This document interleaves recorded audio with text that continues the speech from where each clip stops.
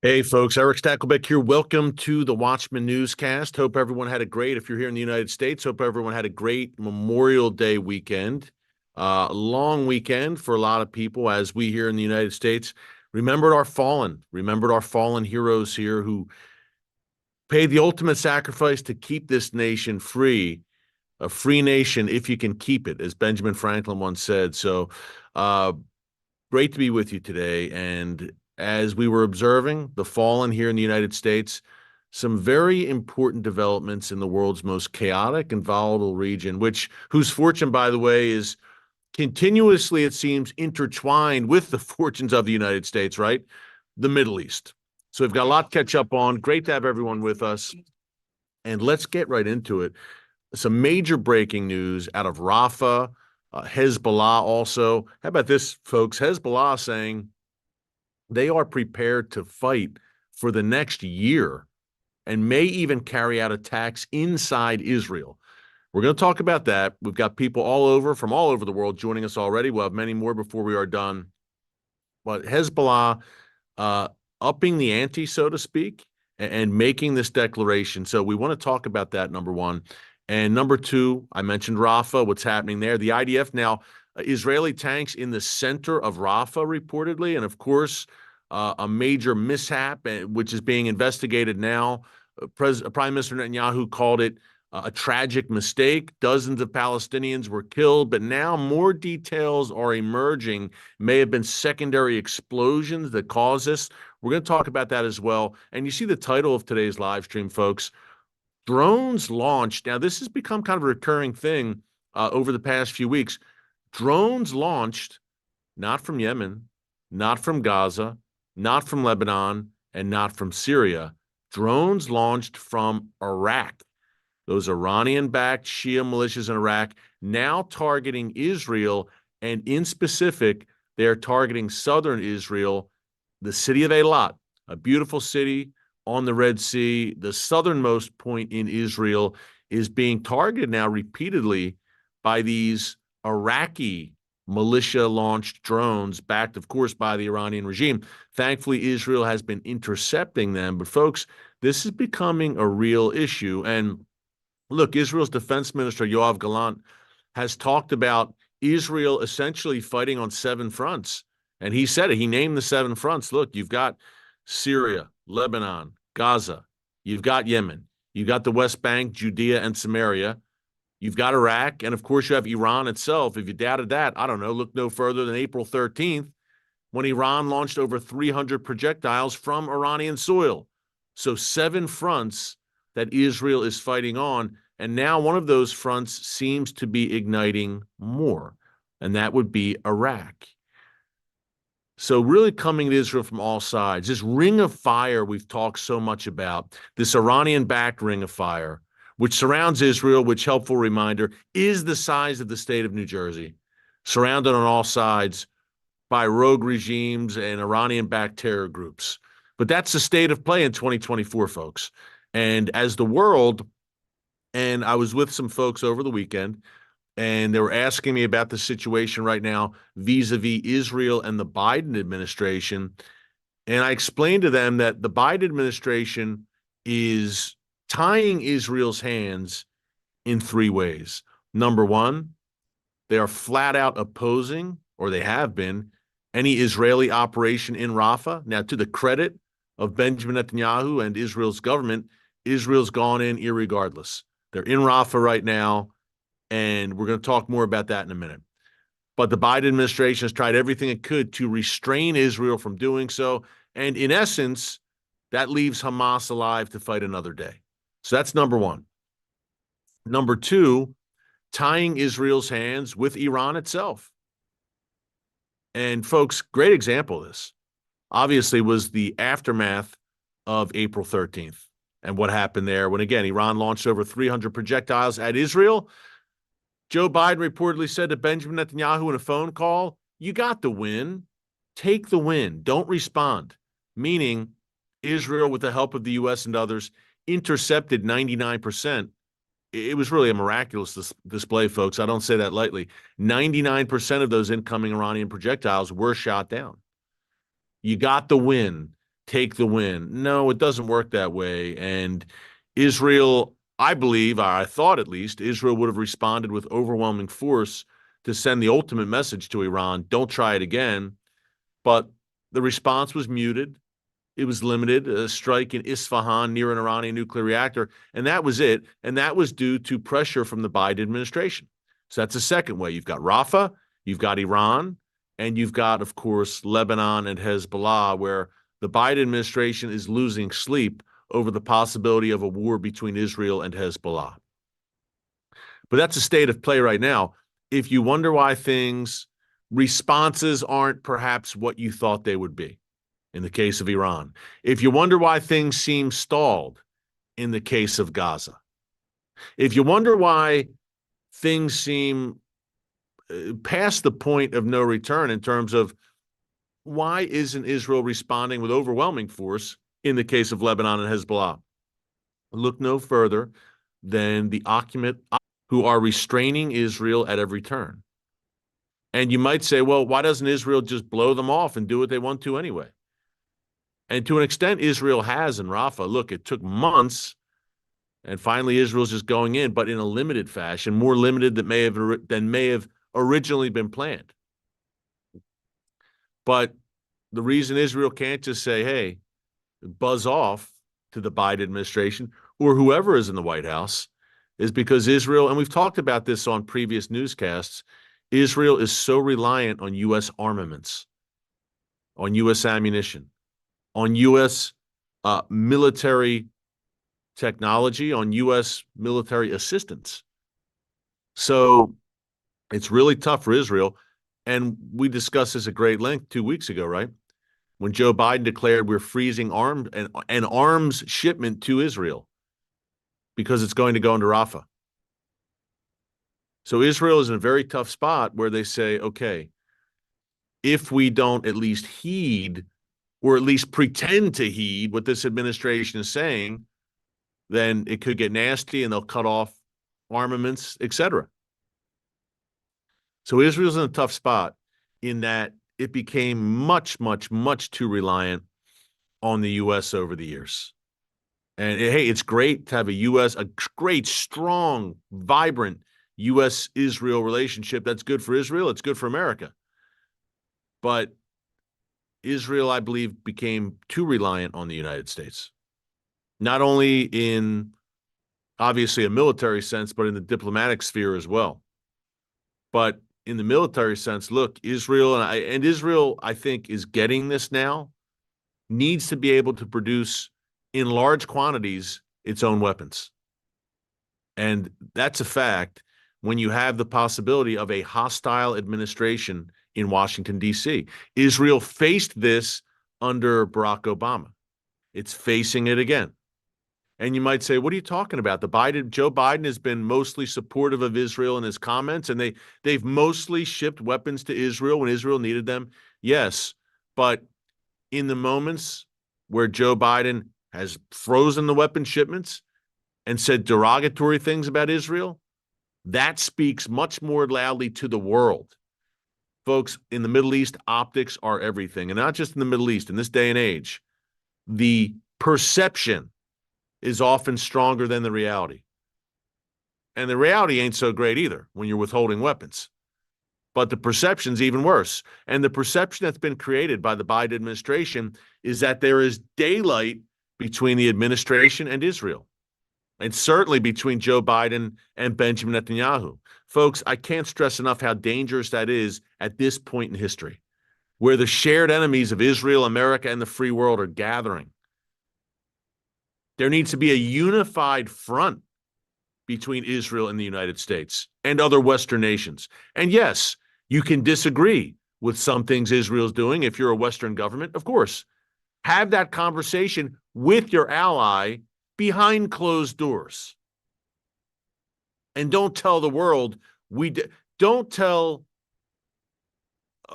Iran, China, Russia, North Korea, Hezbollah, Hamas, the Houthis. You're telling them this in a very public way and letting them know. Keep them guessing, number one. Isn't that one of the rules of statecraft? And number two, even if it's not a united front, man, it's like, I'll tell you what, this is not a great comparison at all. But as a parent, who's a parent out there, right? With your spouse, you want a united front in front of the kids, right?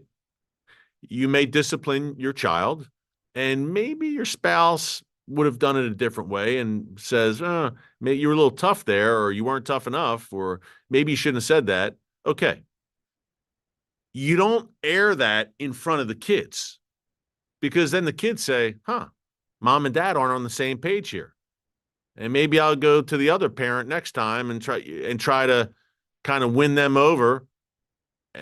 Well, dad said I could do it, or mom said I could do it. A united front. This is basic parenting, right? It's not always easy, but what do? You say you disagree. Maybe my wife handled a situation with the kids in a way I didn't quite agree with. What do? Do I call her out in front of the kids? What are you doing? No. After it's said and done, I say, hey, you have a minute? And we talk about it. I would have done it this way. And she gives her viewpoint. And that's how it's settled. And again, it's apples and oranges, obviously. We're talking about statecraft and world powers and nations and war. But in a weird way, right? Instead of airing, if you're allies and you want that united front, why would you air the grievances in front of the world? Because then the world says, they don't seem to be on the same page. Maybe we can take advantage. So a weird comparison in some ways, but kind of fitting, right? And that's what we have here. We have the Biden administration doing what it did or has done not only 2 weeks ago, but this is continuous over Rafah. We have Europe today. Today, May 28th, we reported this last week on the newscast. We told you it's coming. A week ago today, Norway, Ireland, and Spain declared, hey, 3 European nations that are ostensibly allies of Israel said, hey, we are going to recognize a Palestinian state. And we're going to do it on May 28th. And today they did just that. They declared the existence of a state called Palestine. Talk about not being on the same page with Israel. By the way, the likes of Hamas would love nothing better than to kill every Irishman, Norwegian, or Spaniard as well who does not subscribe to radical jihad. Yet these nations foolishly and short-sightedly made this move today. The enemies of Israel are the enemies of Western civilization, which, yes, means Europe. How foolish, how short-sighted. It's been said that Europe, Western Europe in particular, is committing cultural suicide. And now you see why. You're choosing the wrong side in every instance. You're choosing to align with people who would like to see you dead and against people who are natural allies who share Western values. That would be Israel. But what Western values used to be, what are Western values today? The Western values that once made this civilization great were Judeo-Christian values that derived from the Bible, derived from the Ten Commandments. Whether you like it or not, that's where it came from. You may not like that reality, but you sure love living here in this society, in Europe or the United States, where you're enjoying the fruits of, yes, Judeo-Christian civilization. That's what built the West, whether you like it or not. And you may not subscribe to that, but in this definitely imperfect civilization, especially today, the West, still the best thing going. And that ain't saying much these days, but where would you rather live? Oh, China, Russia, the Middle East. But it's interesting, the critics of when you say, look, this was Judeo-Christian civilization. This is what it was built on, biblical foundations, Christian foundations, no doubt. And some ultra-secular progressive folks get very worked up about that. But it's true. And you are living and enjoying, again, the benefits of Judeo-Christian civilization if you live here in the West today. But that's slipping away. I asked, what are Western values today? What are Western values? I know what they used to be.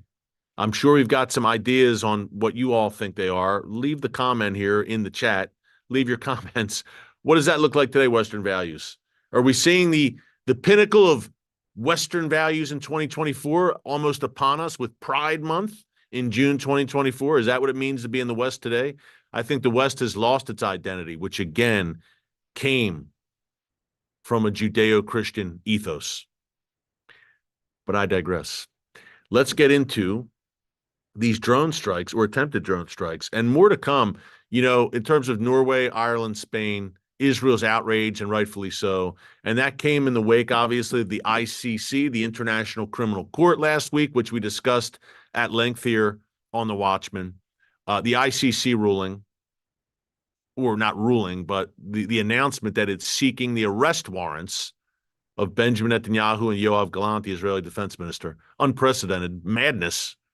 And of course, the ICJ, the International Court of Justice, or should I say injustice, both the ICC and the ICJ are kangaroo courts, but both coming for Israel. And they've made that very clear, these international bodies. And then we have these European nations declaring a Palestinian state. And then we have the Biden administration freezing arms shipments. So Israel's getting it from all sides right now. And where does Israel look for a voice of reason? Does it look in the region? Does it look at, and 10 years ago, you would have said, no way. But today, the Sunni Arab nations, the Abraham Accords nations. Look, I realize Jordan, Egypt, Saudi Arabia, not all of them are Abraham Accords nations, obviously. Saudis aren't. Jordan and Egypt aren't either, but the UAE, Bahrain, Morocco are Abraham Accords nations that came in the fold under President Trump in 2020.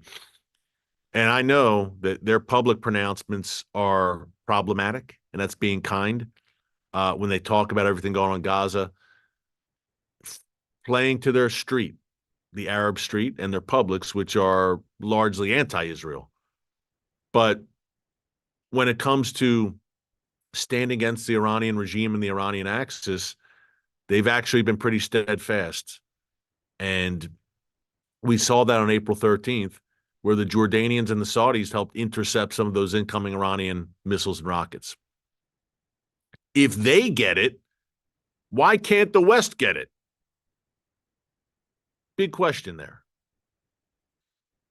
Let's get into what is happening with these Iranian-backed Iraqi Shia militias. I'm just going to read this straight from the Times of Israel.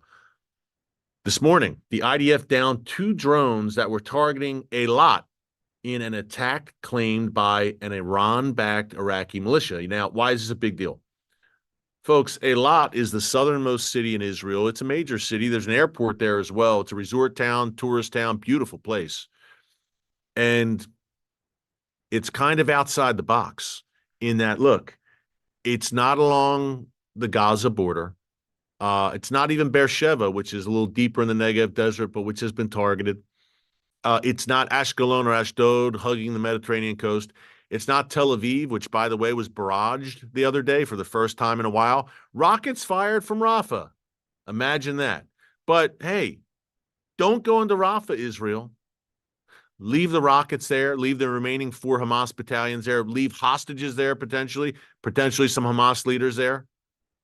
Basically, Israel, this is what the West is saying, leave Hamas alive to fight another day and cancel out your stated goals in this war. But folks, if you want to hear more like this and you want to hear no punches pulled for such a time as this, be sure to subscribe. Click the notification bell so you get alerts every time a new video is posted.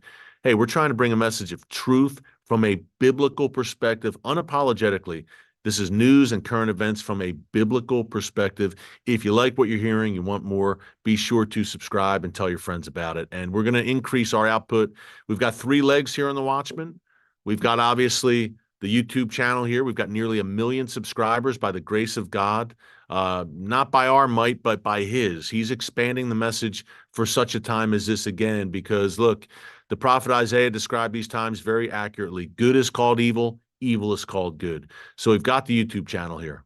We've got our nightly show on TBN. It's called Stakelbeck Tonight, airing every weeknight, Monday through Friday at 7:30 p.m. Eastern Time, with a re-air each night at 10:30 p.m. Eastern Time.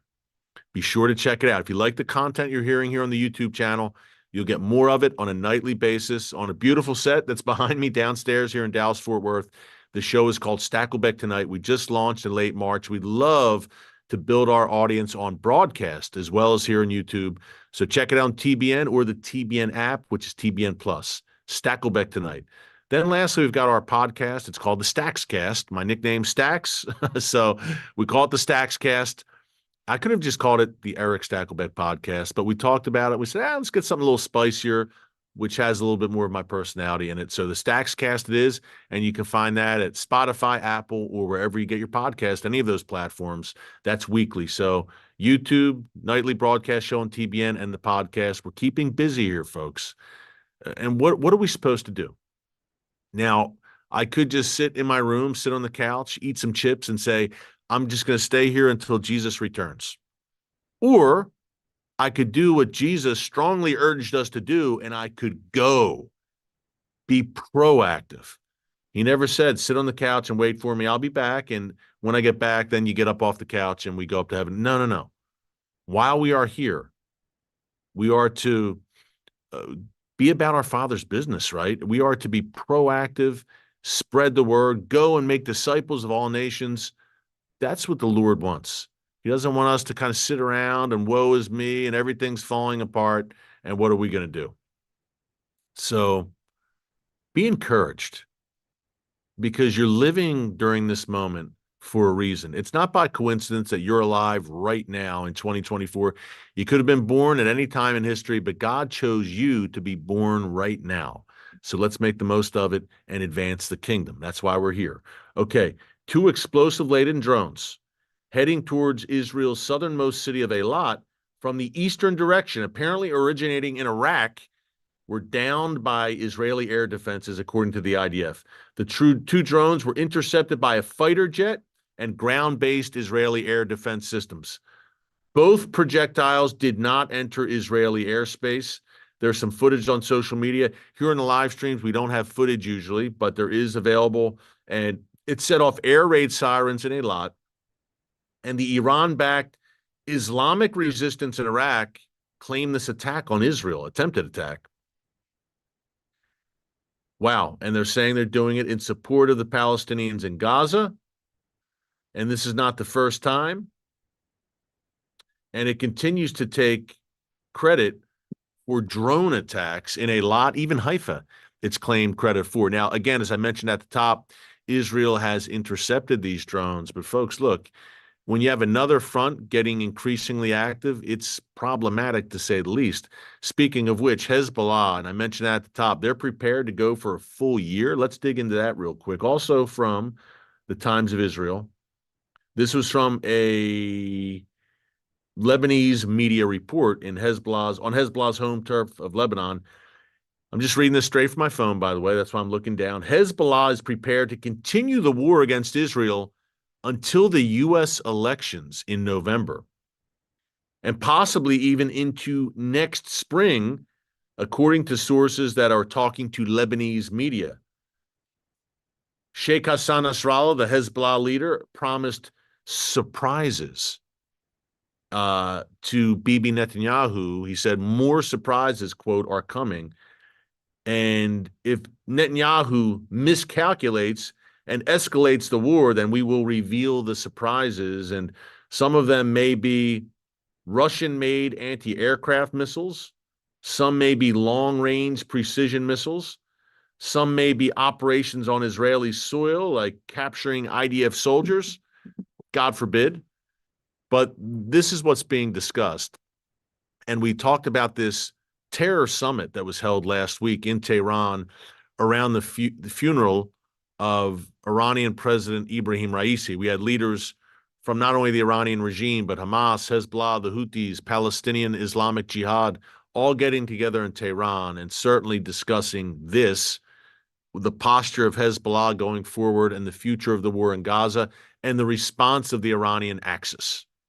That's without a doubt. Hezbollah is clearly emboldened, folks. And I think they're emboldened for two reasons. Three reasons. Number one, they see Israel as preoccupied with Gaza, which isn't entirely false. Israel, look, is trying to wrap up a major military operation there to avenge October 7th and to destroy Hamas. They know Israel doesn't want to fight in a major way on two fronts right now. Hezbollah knows this. So that's the first source of their confidence.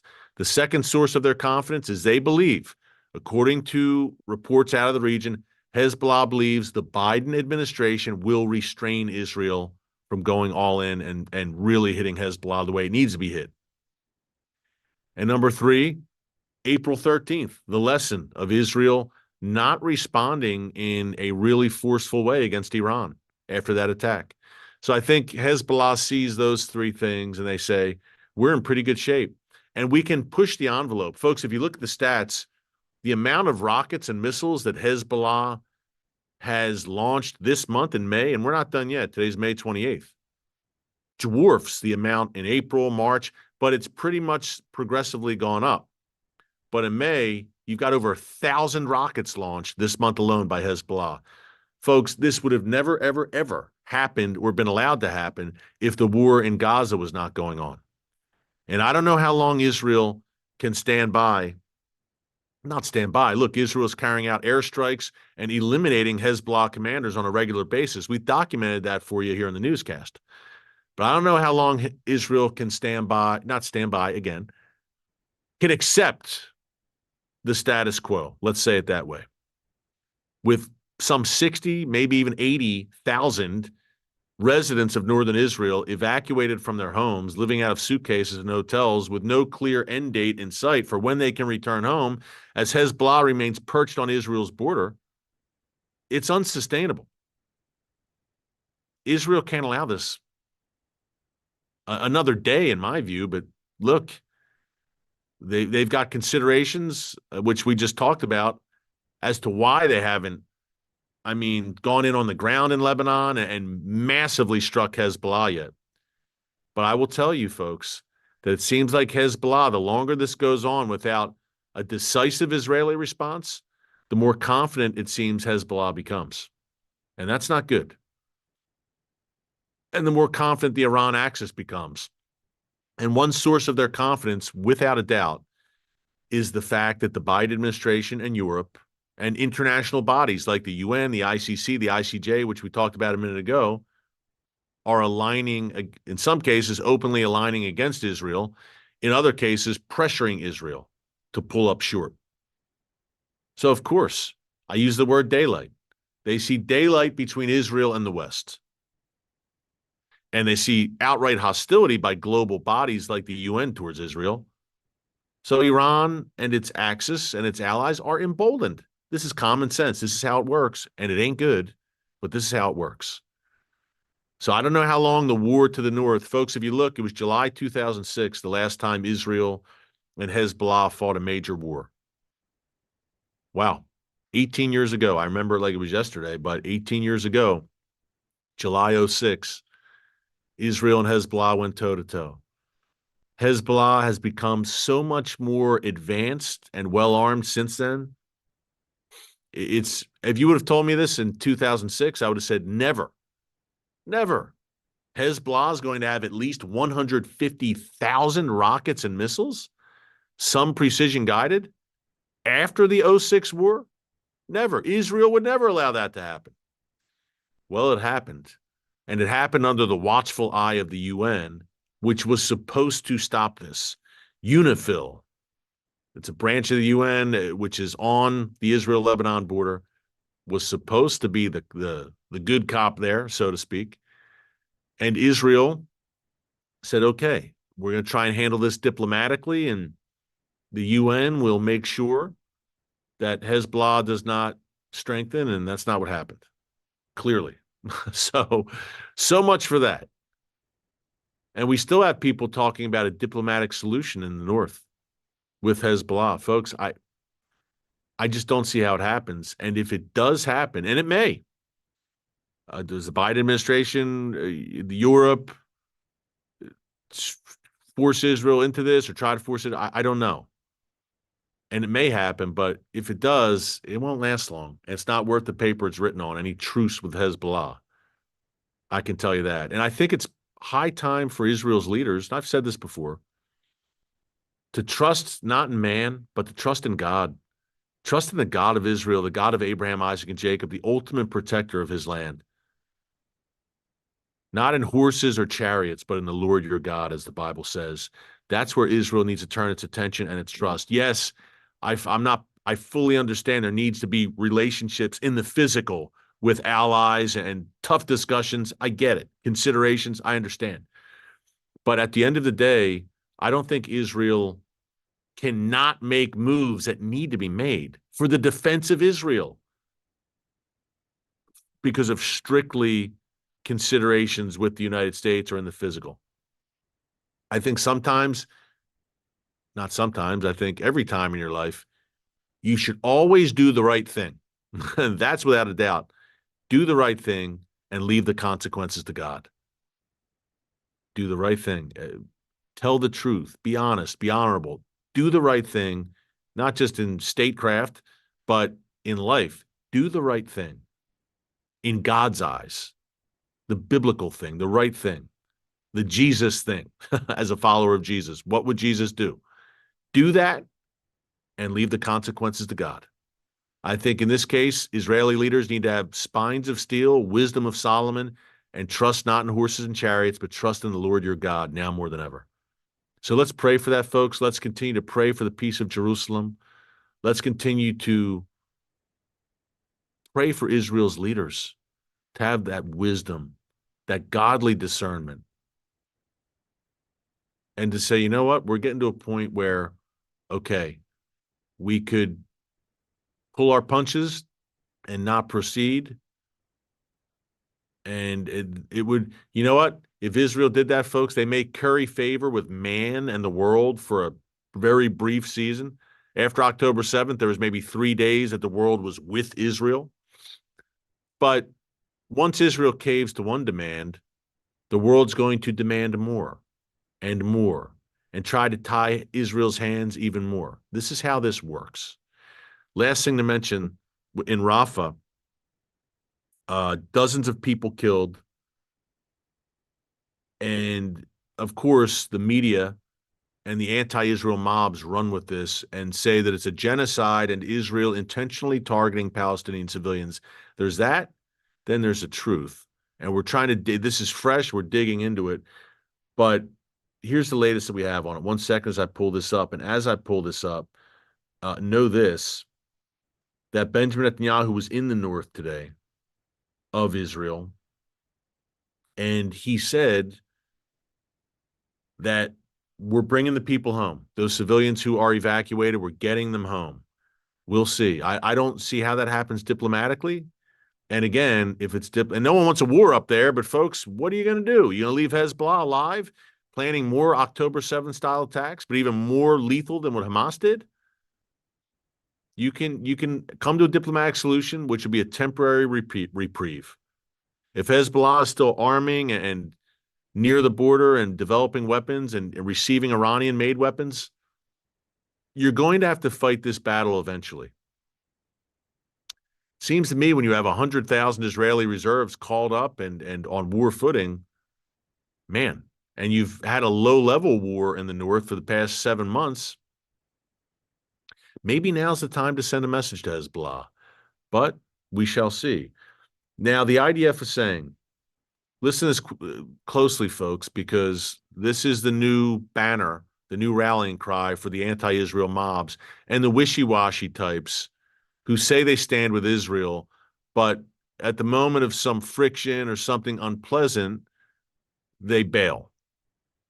The Israel Defense Forces said today that a hidden store of weapons may have been the actual cause of a deadly blaze in southern Gaza's Rafah, and that an airstrike that targeted an adjacent area had used small munitions that would not ignite such a fire on their own. The military suspects that the munitions or some other combustible substance it was unaware of caused a secondary explosion and a fire to spread in a complex housing displaced Gazans in Rafah. Dozens of Palestinian civilians were killed after this airstrike, which targeted 2 top Hamas terrorists in the area.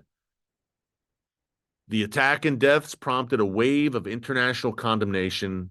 It was called a massacre. Netanyahu said it was a tragic mishap. Now, 2 things to remember here about Rafah. Number one, right away, Israel's coming clean and saying, we're investigating, and this is what we think happened. Secondary explosions caused by Hamas explosives. Interesting. Number 2, this was not intentional, obviously. Israel has gone to great pains to avoid civilian casualties. We've talked about this on the newscast. Number 3, it can be a little hard when Hamas intentionally uses civilians as human shields, intentionally places their rocket launchers in front of schools and playgrounds and stations them in hospitals. No army has ever faced anything like this, what Israel's facing. And uncovering tunnels, by the way, under Rafah now. Dozens. All of Gaza over the past 2 decades has been made into a terrorist hornet's nest by Hamas, with rocket launchers everywhere you turn and with tunnels seemingly everywhere. I have buddies in the IDF and the reserves. They've been in Gaza over the past few months. They said the tunnels are everywhere. Everywhere you go, there's an opening to a tunnel shaft. And usually it's inside houses, civilian houses. And you wonder why civilians, sadly, are occasionally killed in this war? What is Israel supposed to do? How do you operate in such an environment? We've had guerrilla warfare, urban warfare experts on Stakelbeck tonight talking about this. John Spencer may be the best from what works at West Point. And he said, look, this will be studied, this campaign, by military strategists, historians, for what Israel, all the things Israel did right in the face of just impossible odds. The standard the world holds Israel to is not one dead civilian in a war. No, hey, folks, that'd be great in any war if no civilians were killed. My gosh. But in a few thousand years of world history and warfare, wow, sadly, there are civilian casualties. And the number of Palestinian civilian casualties has been massively inflated. But we could go on. We've talked about this on previous newscasts. But I'll close with this thought. The people howling and gnashing their teeth the loudest about a so-called Israeli massacre in Rafah and a genocide didn't give a rip about October 7th and said barely anything, barely acknowledged it, if acknowledged it at all, which really was a massacre and really was a mini genocide. And if Hamas could have forged ahead that day on October 7th, they would have killed many, many more. That was the intention. Any Jew in sight. The double standard never ceases to amaze me, but that's part of the reason why we do what we do. So keep fighting the good fight. Stay in prayer. We'll be back with you tomorrow. Until then, God bless you. And remember, never hold your peace. Hey everyone, thanks for checking out the Watchman Newscast. Make sure you hit the subscribe button so you never miss an upload, and tap the bell icon so you're notified every time a new video is posted. And don't forget to share your thoughts, insights, and comments below. Thanks for watching. We'll see you back here tomorrow.